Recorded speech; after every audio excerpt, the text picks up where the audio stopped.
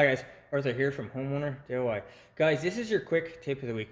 My table saw here is not working anymore. When you flick the switch, it should be running. Now, it isn't plugged in, but if the switch is on and it's not running, there's only one of three things that could be wrong. The switch itself is not working, the reset is not working, or the motor itself has been burned out. So this saw is, like many other tools, it's just a motor and a case. So it's actually quite easy to troubleshoot.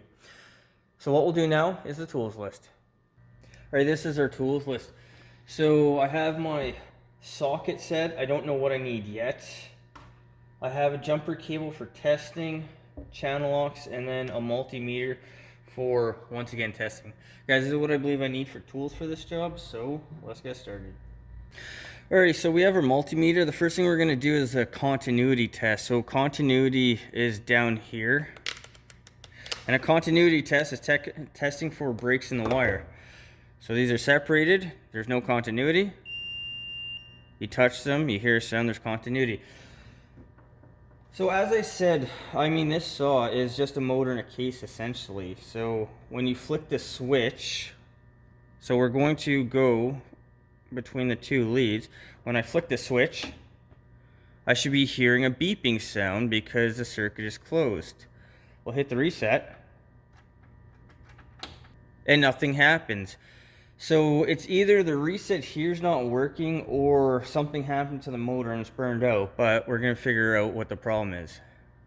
Alright, so our power cable here goes into the box, which is the on-off switch, and then it has the reset. So I need to take this box out to test the reset itself. So the reset is held in place by 1, 2, 3, 4, looks like 5 Phillips screws. So what I'll do is I'll take the screws out and then we'll remove the box.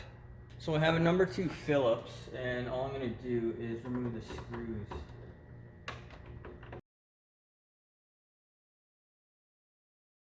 So all the screws are the same size, so it doesn't matter where you put them. All right, next this needs to be taken out. So there's a ring on the outside, and there's 2 flat parts on the middle here. So what I'm going to do is I'm going to take some channel lock pliers, clamp the outside here, and turn it to the right to turn this into the actual table saw.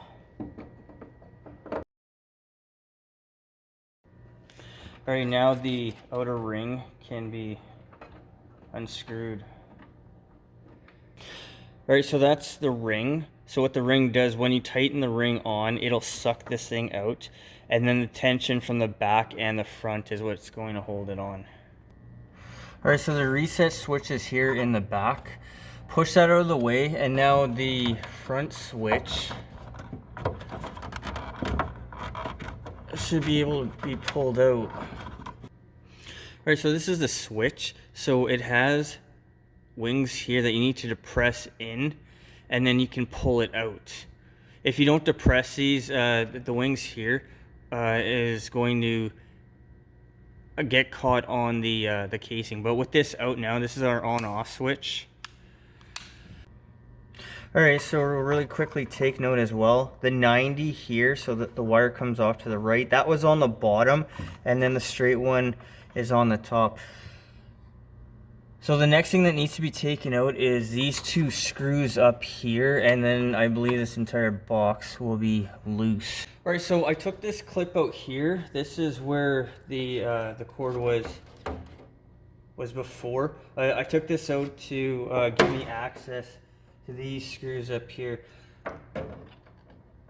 These are a number 1 Phillips, so they're smaller than the ones from the front of the case.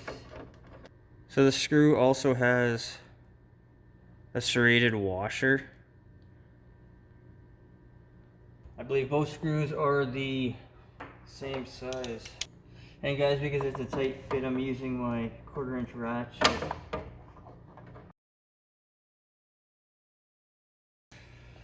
Alright, so this wire here and then this wire here, this was in the back.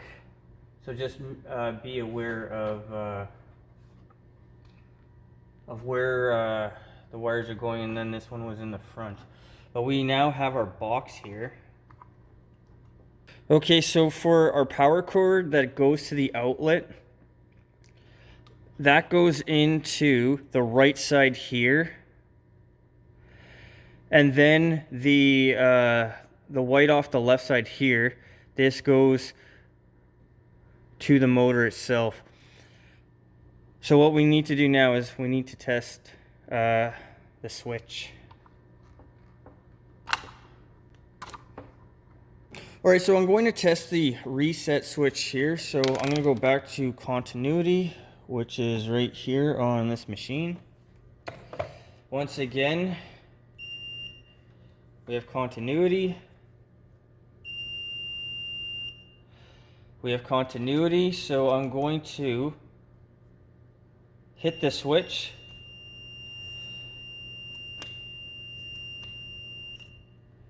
And we have continuity. So the switch is closed. That means there's power going through the switch. So what I'm going to do now is I'm going to test the motor. All right, so I put a jumper between the two blacks. Those are the hots. The two neutrals, I'm just going to hold together. And then once again, a continuity test. We're going to put into the plug.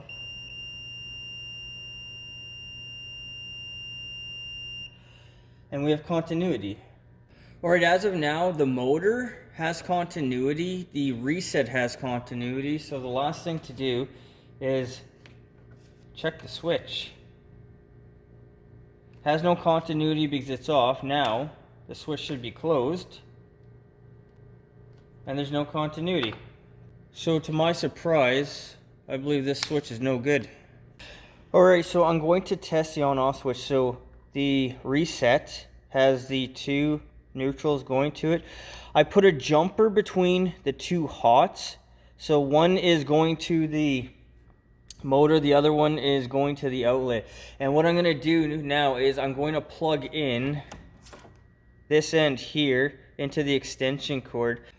All right, and now we'll test.